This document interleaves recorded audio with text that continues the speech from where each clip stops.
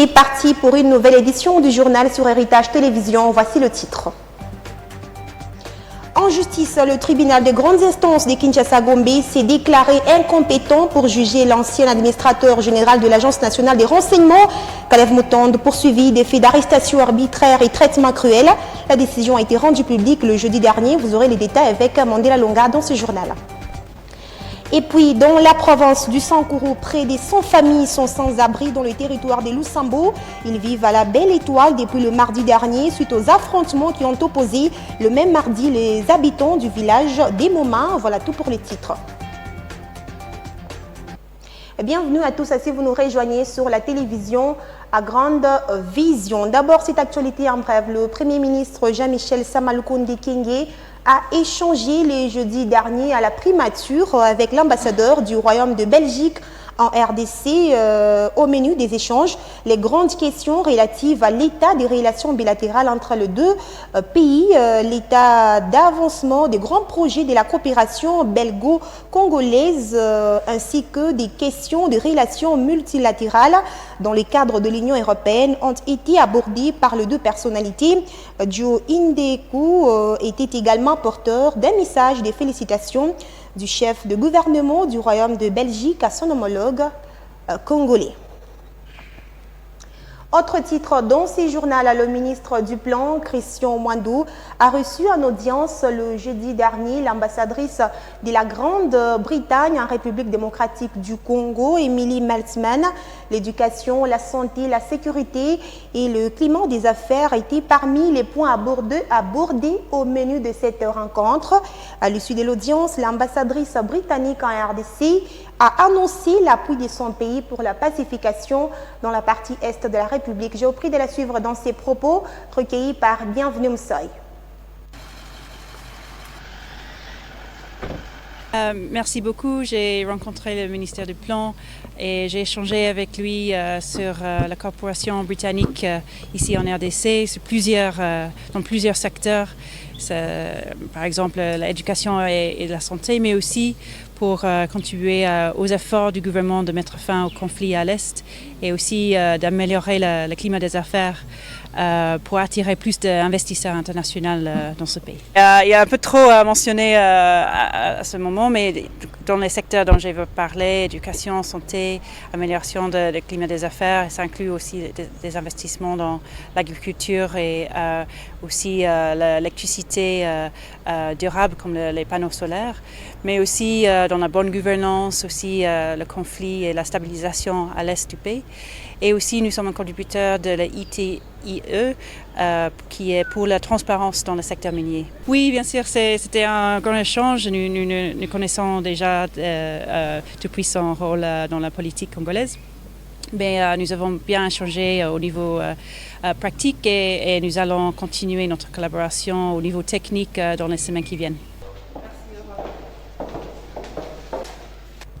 Dans le reste de l'actualité, la représentante spéciale du secrétaire général des Nations Unies en RDC, Bintou Keïta, a été reçue en audience le jeudi dernier par la ministre d'État en charge de la justice, Rose Mutombo. Les deux personnalités ont échangé sur la mise en place des systèmes d'alerte pour veiller au respect des droits de l'homme. Les détails, c'est dans ces récits. Outre la mise en place de systèmes d'alerte pouvant prévenir tout dérapage dans ces contrées, Bintou Keïta a déclaré à la presse au sortir de l'audience qu'il a également été question dans les contextes de la mise en œuvre de l'état de siège de faire en sorte que la question du droit de l'homme soit respectée et que bientôt les descentes sur terrain seront faites pour continuer à travailler ensemble. Elle a en outre exprimé la volonté de la mission onusienne d'appuyer les actions prioritaires de la ministre de la Justice, Rose Mutombo, qui a fait de l'amélioration des conditions carcérales en République démocratique du Congo son cheval de bataille. Lors d'une conférence de presse tenue le 5 mai dernier, le porte-parole de la MONUSCO avait indiqué que celle-ci sera constructive et vigilante sur le respect des droits fondamentaux tout au long de la priorité de l'état de siège décrété par le président de la République, Félix-Antoine Tshisekedi, dans les provinces du Nord Kivu et de l'Ituri, contre les tueries dans cette partie du pays. Changeons des chapitres à présent pour parler Justice, je le disais au sommaire, le tribunal de grande instance de Kinshasa-Gombe vient de déclarer son incompétence à poursuivre Kalev Moutonde, ancien administrateur général de l'Agence nationale de renseignement. La sentence est tombée le jeudi dernier. Mandela Longa fait le point. Cette instance vient de déclarer son incompétence à connaître cette affaire. À en croire sa décision du jeudi 20 mai 2021, le tribunal dispose, je cite, « Le tribunal statuant publiquement et contradictoirement à l'égard des parties civiles Jean-Claude Muyambo Kiassa, Cyril Doemou Pampa et Joseph Kapepula Moulamba, mais par défaut à l'égard de la cité Kalev Moutonde, le ministère public entendu, dit recevable et fondé le moyen de l'incompétence soulevée par le ministère public, dit superfétatoire l'existence du moyen lié à l'application de l'article 10 du Code de procédure pénale, mais les frais d'instance à charge des parties. Le TGI Gombe met fin à l'instance en se déclarant incompétent. Le 10 mai 2021, la comparution de Kalev Moutonde était attendue mais sans succès. Le tribunal de grande instance de la Gombe a dû demander le retrait des conseils vu que les faits reprochés à l'accusé requièrent sa comparution personnelle assistée de ses conseils. Après l'exposé des faits de la cause, Muyambo, une des parties civiles, le ministère public a soulevé une exception d'incompétence au motif que Kalev Moutonde, étant ancien âgé de l'ANER, n'est pas justiciable du tribunal de grande instance. En rappel, Kalev Moutonde est poursuivi des faits d'arrestation arbitraire, torture, traitement cruel, inhumain et dégradant, de tentative d'assassinat. L'accusé demeurant introuvable, un avis de recherche a été lancé par la justice. Et puis, dans le Sankourou, près de 100 familles sont sans abri. Dans le territoire des Lusambo, ils vivent à la Belle Étoile depuis le mardi dernier, suite aux affrontements qui ont opposé le même mardi les habitants du village des Moma. Sarah Bidjoua nous en dit plus. Au Sankourou, après des affrontements intercommunautaires, environ 100 familles sont actuellement sans abri. Précisément, dans le territoire de Lusambo, des populations vivent depuis mardi dernier à la Belle Étoile. Le 18 mai, les habitants du village de Moma, dans le groupement de Kambélé, se sont affrontés à ceux de Kabalabala, dans le groupement de Koto. Selon les sources locales, le bilan provisoire fait état de 2 personnes de ces 2 parties tuées et une vingtaine de maisons brûlées. Parmi les causes de ces émeutes figurent les limites de terre se trouvant sur un gisement riche en sources minérales. Jusqu'à ce jour, pas encore de solution palliative. Néanmoins, des négociations sont en vue.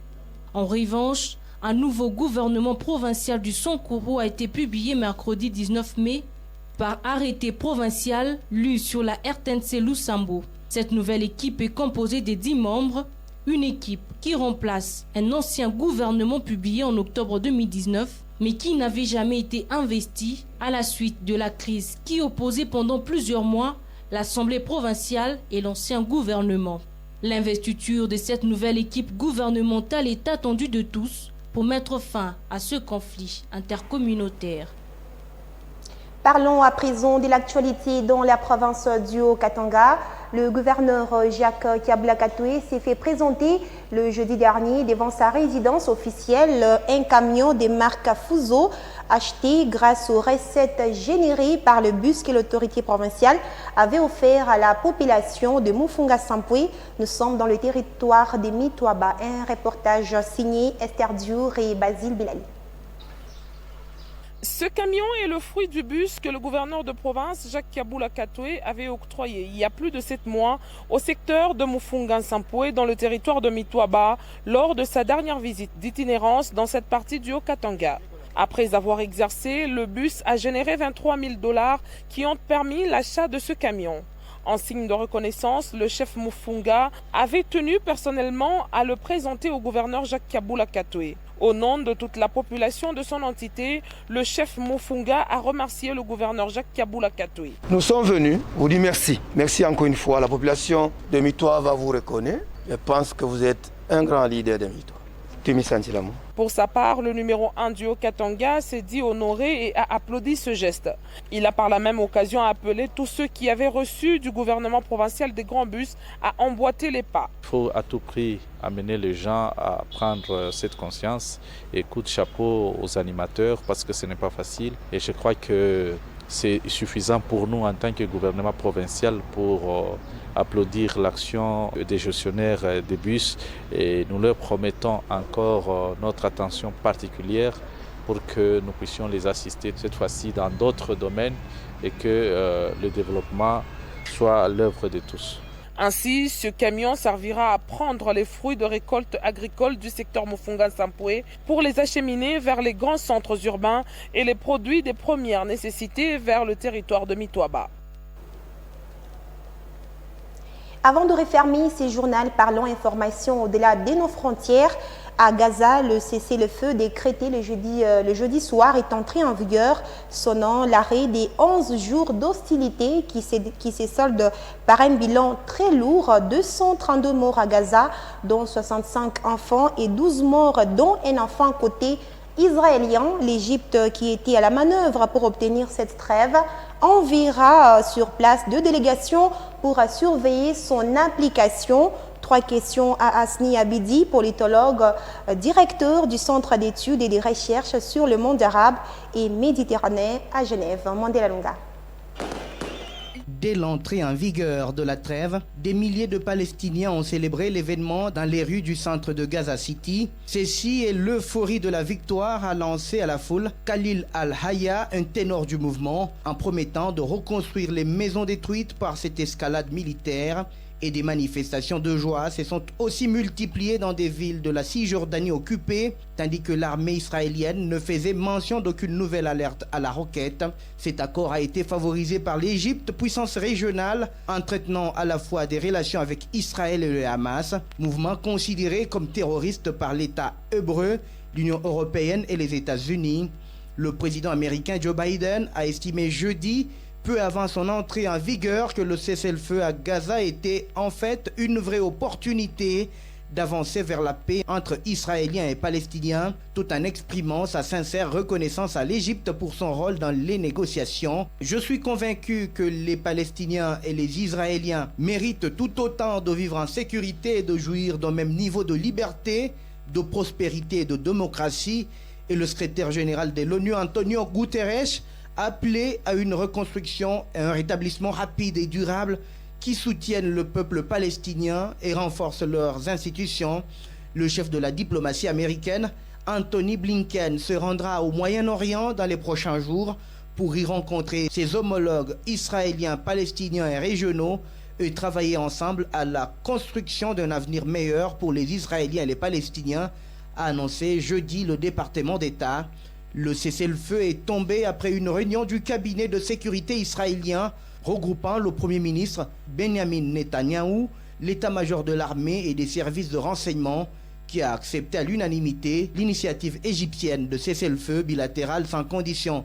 Dans la foulée, le Hamas et le Djihad islamique, autre groupe armé palestinien de Gaza, ont confirmé l'entrée en vigueur des 2 heures locales vendredi de cette trêve annoncée après plus de 10 jours d'affrontements sanglants avec Israël. Ce journal est terminé. En voici le rappel de titre. En justice, le tribunal des grandes instances de Kinshasa-Gombe s'est déclaré incompétent pour juger l'ancien administrateur général de l'Agence nationale des renseignements, Kalev Mutombo, poursuivi des faits d'arrestation arbitraire et traitement cruel. La décision a été rendue publique le jeudi dernier. Vous avez suivi les détails avec Mandela Lunga. Et dans la province du Sankuru, près de 100 familles sont sans abri dans le territoire de Lusambo. Ils vivent à la Belle Étoile depuis le mardi dernier suite aux affrontements qui ont opposé le même mardi les habitants du village d'Emoma. C'était le journal de la rédaction. Merci à vous de l'avoir suivi. Je vous retrouve tout à l'heure pour une nouvelle session des informations. À bientôt.